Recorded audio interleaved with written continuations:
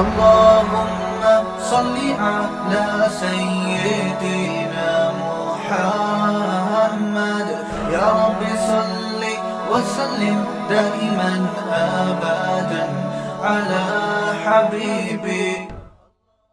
کیا کہتا ہے؟ من اعرض عن ذکری، اللہ نے ایک دھمکی دی ہے اور ایک خوشخبری سنائی ہے. اللہ نے کہا من اعرض عن ذکری فإن له معیشۃ ضنکا، جو اسلام پہ نہیں چلے گا، اسلام کو اوڑھنا بچھونا نہیں بنائے گا.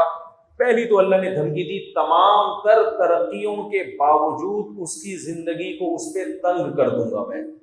ایک انسان جیل میں تنگی محسوس کرتا ہے، وہ سمجھ میں آتی ہے. ایک کھلے میدان میں تنگی محسوس کر رہا ہو تو یہ کھلے میدان کا فالٹ نہیں ہے، یہ اس کی اپنی کھوپڑی کا بولو فالٹ. اللہ کہتے ہیں جو اسلام کو فالو نہیں کرے گا نا، سکون کے تمام تر اسباب ہوں گے، اس کے باوجود اس کی کھوپڑی میں سکون نام کی چیز بولو نہیں ہوگی. آج یہ دنیا میں نظر آ رہا ہے. اللہ کہتے ہیں نہیں، اس کو سکون نہیں مل سکتا. کیوں؟ اس کی ایک سائنٹیفک لاجک بھی ہے. بتاؤ نیچر پہ چلنے میں سکون ہے یا نیچر سے بغاوت میں سکون ہے؟ شیر کی نیچر کیا ہے؟ غاروں میں رہنا. آپ نے کیا کیا؟ آپ نے کہا بے وقوف غاروں میں رہ رہا ہے، پہاڑوں میں رہ رہا ہے. گھر میں صوفے میں ایئر کنڈیشن میں لا کے بٹھا دیا اور گولے گنڈے رکھ دیے اس کے سامنے، آپ خوبصورت رسگلے رکھ دیے، کباب رکھ دیے کہ گوشت کھاتا ہے. تو تھوڑے دنوں بعد ڈپریشن سے مرے گا کہ نہیں مرے گا؟ بولو نا کیا ہو گیا؟ اس لیے کہ آپ نے اس کو اس کی نیچرل لائف سے دور کر دیا. اللہ کا قرآن میں یہ دعویٰ ہے کہ انسان کی جو نیچر ہے اس کو اسلام کہا جاتا ہے. جو اسلام سے ہٹے گا وہ اپنی نیچر سے ہٹ جائے گا. گورے اسلام سے ہٹ گئے.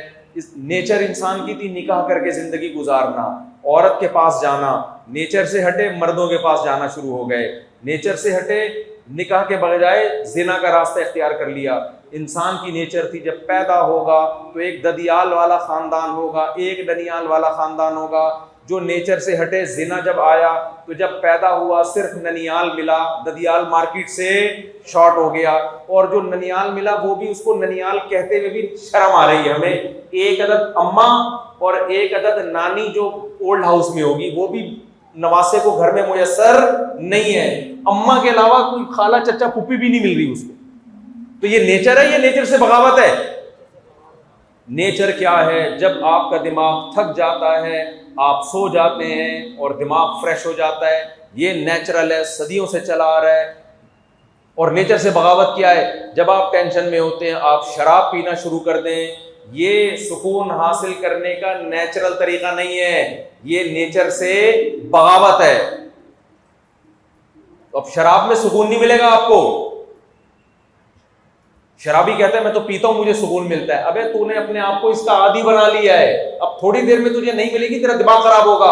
اور جو پینے کا عادی نہیں ہے پوری زندگی نہیں پیے گا، اس کا دماغ پھر بھی خراب نہیں ہوگا. ہم تو اتنا لمبا بیان کر رہے ہیں بغیر پیے. شرابی کر سکتا ہے؟ تو دماغ ہمارا خراب ہو گیا، شرابی کا خراب ہو گیا؟ شرابی کا دماغ خراب ہو گیا میرے بھائی. ہر چیز اسلام کی، انسان کی نیچر ہے وہ ایک خدا کی عبادت مانگتا ہے، وہ خدا کو مانگتا ہے، عبادت کرتا ہے. خدا نہیں ملے گا ڈپریشن میں جائے گا. وہ کوئی ہے جو اس کو تسلیاں دیتا ہے کہ غم بھی میں دیتا ہوں، خوشیاں بھی میں دیتا ہوں. خدا کو زندگی سے نکال دیا آپ نے تو یہ نیچر کے خلاف ہے. کون تسلی دے گا آپ کو؟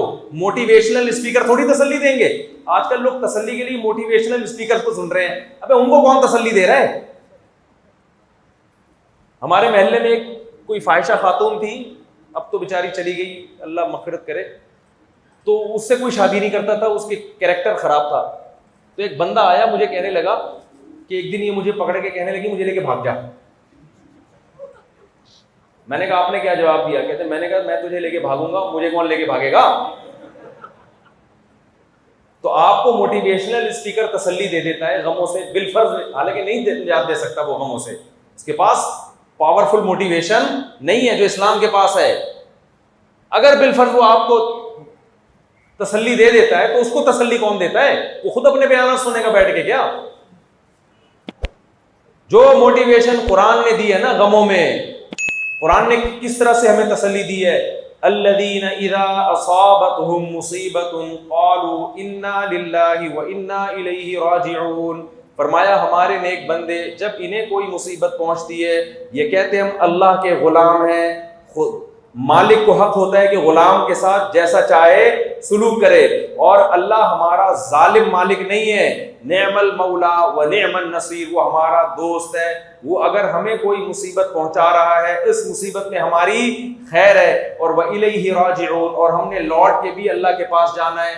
آج جو مصیبت ہمیں ملی ہے کل اللہ اس مصیبت کے بدلے میں اگر ہم صبر کرتے ہیں تو ہمیں اس کا اجر دے گا۔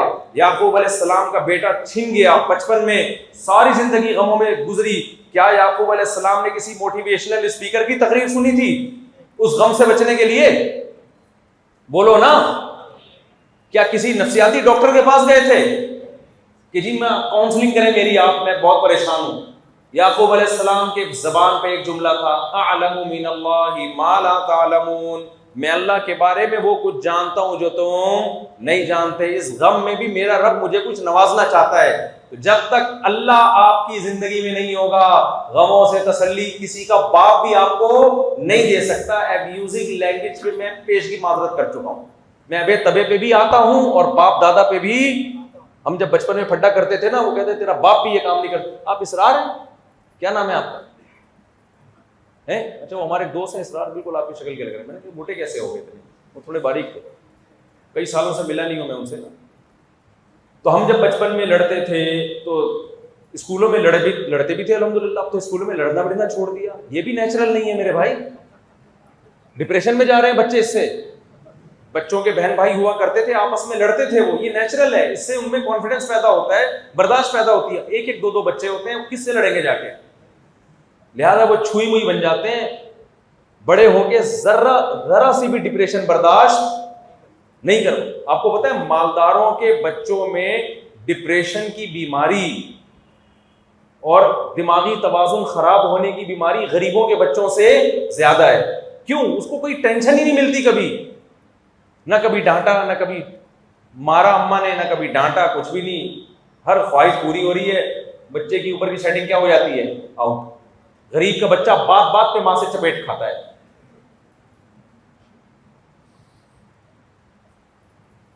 غریب کے بچے کو روٹی کھلانی نہیں پڑتی، بچانی پڑتی ہے، اور مالدار کے بچے کے لیے مائیں پہلے دو دو رکعتیں پڑھ کے منت مانتی ہیں، اللہ اس کو روٹی کھانے کی توفیق عطا فرما دے، اس کے بعد جا کے بڑی مشکل سے کھاتا ہے وہ۔ تو نیچرل لائف سے دور ہو رہا ہے انسان۔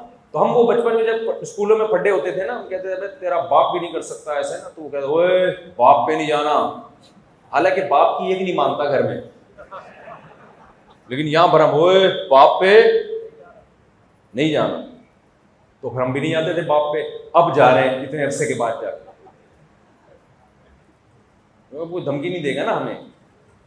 تو میں آپ سے کہہ رہا ہوں کہ جو موٹیویشنل اسپیکرز جو مذہب کو نہیں مانتے، جو مذہب کو مانتے ہیں ان کی بات الگ ہے، ان کے پاس آپ کے غموں کا علاج نہیں ہے۔ انسان کو غموں میں تسلی وہ ذات دے سکتی ہے جو غم دور کرنے میں اسباب کی محتاج نہیں، کیونکہ جتنے بھی لوگ ہیں وہ اسباب کے محتاج ہیں۔ جب اسباب نہیں ہوں گے تو ٹینشن ہی ہوگی نا، سائنس تھوڑی وہاں گائیڈ کرے گی۔ سائنس تو یہ کہے گی بھائی ابا ابھی بیمار ہیں اور بے روزگاری ہے اور مہنگائی ہے، تو مہنگائی میں تو یہی ہوگا، تمہاری تنخواہ 20,000 ہے تو تمہیں اب نہیں ملے گا، کھانا بھی نہیں ملے گا، پینا نہیں ملے گا، اور مفتی صاحب کے 4 شادیوں کے بیانات تم سن رہے ہو، بیوقوفوں والے کام کر رہے ہو، اس مہنگائی میں لوگ ایک نہیں کرتے، تم 4 کی باتیں کر رہے ہو، تو یہ سن کے آدمی کس میں جائے گا؟ ڈپریشن میں۔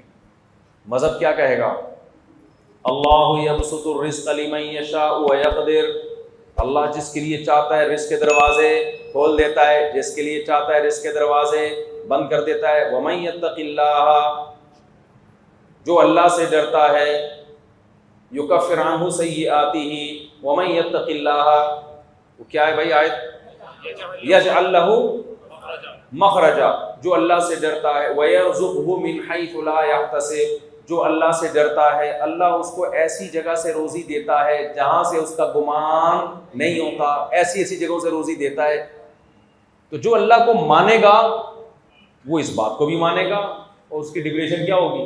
ختم، اور نظر بھی آئے گا واقعی ایسی جگہ سے روزی مل رہی ہے جہاں سے رزق کا تصور بھی ممکن نہیں تھا. مجھے نہیں مانے گا, سارے اسباب ہوتے ہوئے بھی اس کی زندگی کیا کر دوں گا, تنگ, ٹینشنوں میں ڈال دوں گا. پڑے ہوئے لوگ آج ٹینشنوں میں.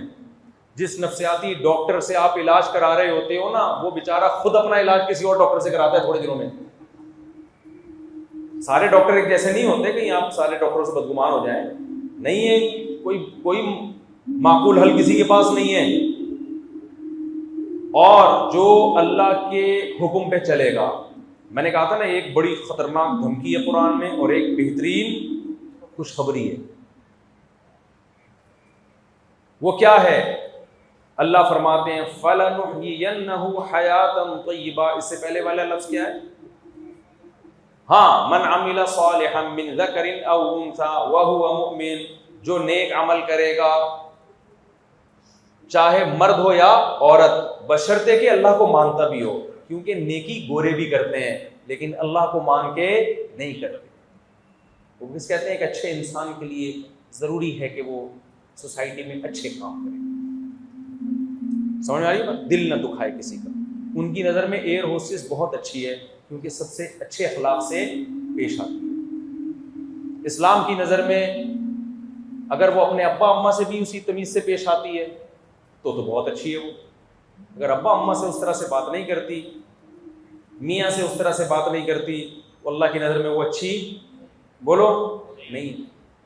تو اللہ کہتے ہیں جو میری یاد سے اعراض کرے گا, ہاں جو نیک عمل کرے گا, وَهُوَ مُؤْمِنٌ, بشرطے کہ مومن بھی ہو, فَلَنُحْيِيَنَّهُ حَيَاةً طَيِّبَةً. اتنا بڑا دعویٰ کر لیا نا قرآن نے. قرآن کہتا ہے کہ میں قسم اٹھا کے کہتا ہوں, لام تاکید کے لیے اور نون بھی تاکید کے لیے, ہم ضرور 3 دفعہ ضرور کا لفظ لگایا اللہ نے. لام تاکید, نحیینہ میں نون تاکید ثقیلہ, دو تاکیدوں کا فائدہ دیتا ہے. یعنی اللہ کہتے ہیں فَلَنُحْيِيَنَّهُ حَيَاةً طَيِّبَةً, ہم ضرور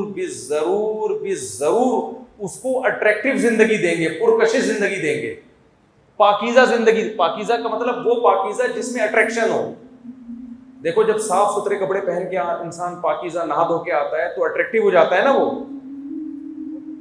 کل میں گھر سے باہر نکلا نا, ہماری گلی کے الحمدللہ گٹر بھرے ہوئے ہیں, کراچی کے پورے, اللہ کا بڑا فضل ہے الحمدللہ. اس کی وجہ سے ہمارا امیون سسٹم بہت پاورفل ہو گیا ہے. اب کراچی کا بندہ گٹر میں گر کے بھی نکل آئے نا, بیمار نہیں ہوتا الحمدللہ. تو حسب معمول میں سعودی عرب سے آتا ہے نا جب آدمی کسی دوسرے ملک سے, 3-4 دن تک بدبو سے دماغ سڑا رہتا ہے اس کا. لیکن یہ سوچ کے تسلی ہوتی ہے کہ پہلے بھی کئی دفعہ باہر بیرون ملک سے آئے تھے, 5-6 دن میں الحمدللہ بدبو ختم ہو گئی تھی. وہ بدبو نہیں ختم ہو رہی تھی, ہم عادی ہوتے ہیں. ایک خاتون کی شادی ہوئی, بھنگیوں میں گئی وہ شادی ہو کے نا, تو جب گئی ہے تو ساس سے کہتی ہے 1 ہفتے بعد کہ دیکھ میں جب سے تیرے گھر میں آئی ہوں نا, پہلے بدبو تھی, میرے آنے سے وہ بدبو ختم ہو گئی. ساس نے کہا کم بخت تیرے آنے سے بدبو ختم نہیں ہوئی ہے, تو بدبو کی عادی ہو گئی ہے. کیونکہ میں بھی جب نئی اس خاندان میں آئی تھی مجھے بھی بدبو آتی تھی, 1 ہفتے بعد مجھے بھی آنا بند ہو. تو کراچی میں الحمدللہ نہ گٹر کے ڈھکن مکن بھی نہیں ہوتے, ابلتے رہتے ہیں. تو ہمارے گھر کے باہر گلی میں پورے گٹر ابل رہے تھے. تو کل میں گھر سے باہر نکلا تو مجھے ایک گٹر کے اوپر نا اتنا حصہ نظر آیا ایک بندے کا, وہ بھنگی بیچارہ گٹر صاف کر رہا تھا, پورا اندر پانی اوپر تک گٹر کے, اور بندہ کیا ہے صرف ناک اس کی باہر ہے, پورا کیا ہے وہ بیچارہ صاف کر رہا ہے گٹر. ایک دم میں دیکھ کے ڈر گیا کہ سر آنکھ اور ناک باہر ہے, پورا بندہ کیا ہے وہ بیچارہ صفائی کر رہا ہے. تو میں نے کہا یار میں کوئی ولاگ بنا دوں, لیکن مجھے پھر اچھا نہیں لگا کہ یار یہ بیچارہ بولے گا. وہ بات میں پتہ نہیں کس پہ بتا رہا تھا, یہ واقعہ کس بات پہ سنا رہا تھا میں. ہاں اب آپ مجھے ایک بات بتاؤ, وہ جب گٹر میں ڈوب کے بیچارہ نکلے گا, ہم بچپن کا بھی ایک واقعہ یاد آتا ہے. ایک دفعہ ایک بھنگی بیچارہ گٹر میں سے نکلا ہے نا, تو سر پہ اس کی چیزیں رکھی ہوئی تھی, وہ اس کو پتہ ہی نہیں میرے سر پہ کیا رکھا ہوا ہے. ہم مذاق اڑا رہے بچے اس کا, ابے یہ کیا لے کے, ٹرنٹ تھی اس کی, وہ کیا لے کے گھوم رہا ہے. اب آپ مجھے ایک بات بتاؤ, وہ تو بیچارے کی جو بھی ہے کم از کم ڈکیتی تو نہیں کر رہا نا وہ, لیکن اٹریکشن ہے اس میں کیا. اگر وہ باہر نکلے اور کہے مفتی صاحب میں آپ سے بہت محبت ہے, آپ سے گلے ملنا چاہتا ہوں میں, میرے کتنے بھی اچھے اخلاق ہوں میں مل لوں گا، میں کہوں گا بھائی اگر میں تجھ سے گلے ملا تو مجھ سے کوئی گلے نہیں ملے گا۔ اس سے کیا پتہ چلتا ہے؟ گندگی میں اٹریکشن نہیں ہے۔ لیکن بعض دفعہ ایسے بھی ہوتا ہے، میں خوشبوؤں میں بہت، میرا ذوق بہت ہی تھوڑا سخت قسم کا ذوق ہے، ہر خوشبو مجھے پسند نہیں آتی، بہت کم خوشبوئیں پسند آتی ہیں۔ اکثر کوئی خوشبو لگا کے آئے نا تو میں اس سے 2 کلومیٹر دور بھاگ رہا ہوتا ہوں کہ میرے نہ لگ جائے کہیں۔ الکوہلک خوشبو ہوتی ہیں، دماغ میں چڑھ رہی ہوتی ہیں۔ بعض دفعہ عرب لوگ بڑی اچھی خوشبوئیں لگاتے ہیں، بعض دفعہ ایسے ہوا کہ کسی اپنے دوست سے میں گلے ملا، اس نے بہترین اوریجنل خوشبو لگائی ہوئی تھی، گلے ہی ملتا رہا آدمی کہتا ہے یار اتنی اچھی خوشبو آ رہی ہے کہ ایک دفعہ اور گلے ملو، اور کپڑے بھی صاف، لباس بھی صاف۔ تو اللہ نے خوشبو میں اور صفائی میں اٹریکشن رکھی ہے، تو اللہ نے قرآن میں کہا کہ جو اسلام کو فالو کرے گا اس کی زندگی کو کیا بنا دوں گا؟ اٹریکٹیو، اس کو اپنی زندگی اچھی لگنے لگے گی، کیونکہ اسلام ہر جگہ پاکیزگی سکھاتا ہے، آپ کو برائی سے روکتا ہے۔ اور جو اسلام کو فالو نہیں کرے گا اس کی مثال بھنگیوں کی سی ہے، سب کچھ ہوتے ہوئے اس میں اٹریکشن ختم ہو جائے گی۔ تو آج جو دنیا پرست لوگ، جو نام نہاد لبرل لوگ آپ کو اتنے اٹریکٹیو لگ رہے ہیں نا، یہ دور دور سے لگ رہے ہیں، قریب جا کے ان کے ساتھ کچھ ٹائم گزارو، آپ بھی ڈپریشن کے مریض بن جاؤ گے تھوڑے دنوں میں۔ تو یہ اللہ کا وعدہ ہے۔ اب میں بات کو سمیٹ کے ختم کرتا ہوں۔ اتنے سارے اللہ نے وعدے کر لیے آپ سے، اتنے سارے وعدے کر لیے اللہ نے، تو میرے بھائی اب ہمارے پاس اسلام کے علاوہ کوئی آپشن نہیں۔ اب جلدی سے بات کو سمیٹ کے ختم کرتا ہوں۔ اب ایک بڑا مسئلہ ہماری سوسائٹی میں یہ کھڑا ہوتا ہے کہ ٹھیک ہے جی ہم سب نے اسلام کو فالو کرنا ہے، لیکن کون سا والا اسلام؟ فلاں کہہ رہا ہے یہ مولوی سارے منجن بیچ رہے ہیں، یہ ان کا اسلام غلط ہے، میرا والا اسلام کیا ہے؟ ٹھیک ہے۔ فلاں کہہ رہا ہوتا ہے یہ اسلام غلط ہے، میں جو پیش کر رہا ہوں قرآن و سنت کی روشنی میں وہ کیا ہے؟ ٹھیک ہے۔ تو بجائے ان سب کے جوابات دینے کے نا، الٹا ان سے ایک سوال کر دو۔ کیا کر رہے ہیں آپ نے؟ کہ ٹھیک ہے ہم جس اسلام کو ہم فالو کر رہے ہیں ہم اس کو چھوڑنے کے لیے تیار ہیں، کیونکہ اس پہ تم نے اتنے اعتراضات کر لیے ہیں، تو اب ہمیں تم پہ جو اعتراضات ہوتے ہیں نا ان کا جواب دے دو، تو ہم یہ والا اسلام کیا کر کے چھوڑ کے تمہارے والے اسلام کو کیا کریں گے؟ فالو کریں گے۔ وہ اعتراض یہ ہے کہ قرآن میں، حدیثوں میں جگہ جگہ یہ بات ہے کہ یہ امت گمراہی پہ کبھی بھی جمع نہیں ہو سکتی، ایک بات۔ دوسری بات، قرآن میں اللہ نے ارشاد فرمایا کہ پیغمبر صلی اللہ علیہ وسلم ان کو کتاب اللہ کی تعلیم دیں گے اور ان کا تزکیہ کریں گے۔ میں سمجھا پا رہا ہوں اپنی بات؟ حالانکہ قرآن عربی زبان میں نازل ہوا، لیکن پھر بھی صحابہ کو بتایا جا رہا ہے کہ تم خود سے پورا قرآن نہیں سمجھ سکتے، تمہیں کون سمجھائے گا؟ بولو نا، محمد صلی اللہ علیہ وسلم۔ حالانکہ قرآن کس کی زبان میں نازل ہوا؟ صحابہ کی۔ اب ایک بات مجھے آپ بتاؤ کہ جب صحابہ نبی سے سیکھے بغیر قرآن نہیں سمجھ سکتے تھے تو کیا تابعین براہ راست قرآن سمجھ سکتے تھے صحابہ سے سیکھے بغیر؟ ابے کیا ہو گیا میرے بھائی؟ جب تابعین صحابہ سے سیکھے بغیر قرآن نہیں سیکھ سکتے تھے تو تبع تابعین سے سیکھے بغیر ڈائریکٹ قرآن سمجھ سکتے تھے؟ اتنے بڑے بڑے لوگ ڈائریکٹ قرآن نہیں سمجھ سکتے تھے، ان کو ٹیچرز چاہیے تھے، اپنے سے پہلے والے لوگ۔ اچھا مجھے ایک بات بتاؤ، تبع تابعین نے تابعین سے سیکھا، کسی اور سے نہیں سیکھا۔ کیوں؟ اس لیے کہ تبع تابعین نے جن تابعین سے سیکھا ان کا سیکھا ہوا اس لیے معتبر تھا کہ انہیں صحابہ سے سیکھا، اور صحابہ کا سیکھا ہوا اس لیے معتبر تھا کہ انہوں نے پیغمبر سے سیکھا۔ آئی بات سمجھ میں؟ تو تبع تابعین کے شاگردوں نے تبع تابعین سے سیکھا، ڈائریکٹ نہیں سیکھ سکتے تھے وہ، تبع کسی اور سے بھی نہیں، تبع تابعین سے، کیونکہ ان کا سیکھا ہوا معتبر ہے، کیونکہ انہوں نے کس سے سیکھا؟ تابعین سے۔ تو یہ سلسلہ تابعین، تبع تابعین، پھر تبع تابعین، پھر ان کے شاگرد، یہ صدیوں سے چلا آ رہا ہے۔ جو اس سلسلے سے ڈسکنیکٹ ہوگا جیسی مرضی قرآن کی تفسیر پیش کر دے, حدیث کی تفسیر پیش کر دے, جتنے نمبر ریفرنسز اور حوالے دے دے, اس کا سیکھا ہوا معتبر نہیں ہے.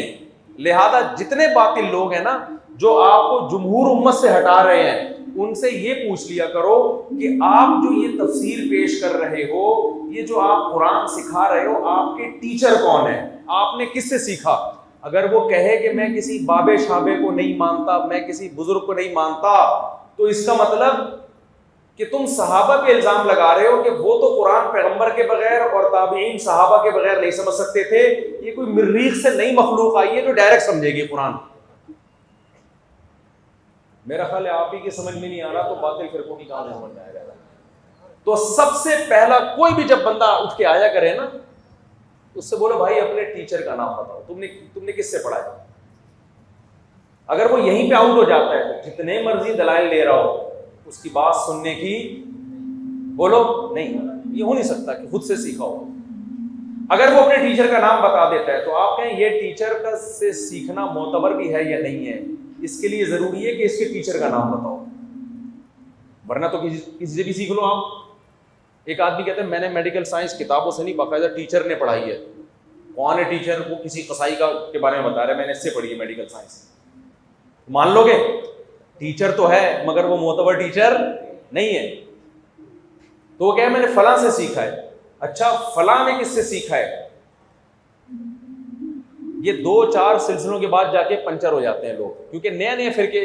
جماعت المسلمین والے یہ کہا کرتے تھے, بڑے مناظرے ہوتے تھے ہمارے ان سے, اب مارکیٹ سے شارٹ ہو گئے, اللہ کا بڑا فضل. وہ کہتے تھے کہ نبی نے فرمایا کہ فرقے جب بہت زیادہ پھیل جائیں گے تو جماعت المسلمین کو فالو کرنا ہے, حنفی شافی مالکی حنبلی نہیں بننا. کس کو فالو کرنا ہے؟ جماعت المسلمین کو. لوگ بڑے گمراہ ہو رہے تھے, یار یہ کوئی حنفی ہے, کوئی شافی ہے, کوئی مالکی ہے, کوئی حنبلی ہے, اصل تو جماعت المسلمین ہے بھائی, کوئی فرقہ وارانہ نام نہیں ہے. میرے ساتھ بیٹھے, میں نے ان سے کہا جماعت المسلمین تو 1975 میں بنی ہے, اس سے پہلے تو یہ رجسٹرڈ ہی نہیں تھی, اس نام کا کوئی فرقہ ہی نہیں تھا, تو اس سے پہلے امت گھاس کھا رہی تھی کیا ہے بھائی؟ کہہ رہے ہیں بھائی نبی نے تو یہ حکم دیا جماعت المسلمین کو. میں نے کہا نبی نے جو جماعت بنائی تھی نا مسلمانوں کی, اس کو فالو کرنے کا حکم دیا ہے. یہ جماعت المسلمین تم نے بنائی ہے, یہ نبی کی بنائی ہوئی نہیں ہے. اور میں نے کہا یہ جو حنفی مالکی شافی حنبلی ہے یہ وہی جماعت المسلمین ہے, کیونکہ حدیث کا مطلب یہ نہیں کہ وہ فرقہ جس کا نام جماعت المسلمین ہوگا. حدیث کا مطلب ہے جو عام مسلمان ہیں انہی کو فالو کرنا ہے, ان سے ہٹ کے کوئی نیا فرقہ نہیں بنانا. آپ نے نیا فرقہ بھی بنایا اور ظلم یہ کہ اس کا نام جماعت المسلمین رکھ دیا. یہ ایسے ہی ہے جیسے آپ کو میں حکم دوں یا حکومت حکم دے کہ ڈاکو کو پکڑ کے پولیس کے حوالے کرنا ہے, آپ نے پولیس کو پکڑ کے ڈاکوؤں کے حوالے کرنا شروع کر دیا. اب آپ سے پوچھ رہا ہوں پولیس کو پکڑ کے ڈاکوؤں کے حوالے کیوں کر رہے ہو؟ آپ کہہ رہے ہیں یہ جو ڈاکو ہے نا ان کا نام ہے پولیس خان, یہ ڈاکو کا نام کیا ہے؟ تو میں اور حکومت نے کہا کہ پولیس کے حوالے کرو, تو میں کہوں گا بھائی حکومت نے یہ نہیں کہا کہ جس کے ماں باپ نے اس کا نام پولیس خان رکھا ہے اس کے حوالے کرو. پولیس کا مطلب جس میں پولیس کے اوصاف پائے جائیں, اور ڈاکو کا مطلب جس میں ڈاکو کے اوصاف پائے جائیں. تو جماعت المسلمین کا مطلب جو عامت المسلمین ہو, جماعت المسلمین اس کو عام مسلمان پبلک جس اسلام کو فالو کر رہی ہے, اس سے ہٹ کے کوئی نیا فرقہ نہیں بنا. تو یہ امت غلطی میں جمع نہیں ہو سکتی. باطل ہمیشہ تھوڑے تھوڑے فرقے رہیں گے, میجورٹی کس پہ رہے گی؟ حق پر رہے گی. کوئی بھی ایسا فرقہ مارکیٹ میں لے کر آ رہا ہے کہ میجورٹی سے ہٹا رہا ہے, وہ غلط ہے. اس کا میجورٹی غلط نہیں ہے, وہ خود غلط ہے. ریفرنسز سب کے پاس ہوتے ہیں, سمجھتے ہو کہ نہیں سمجھتے؟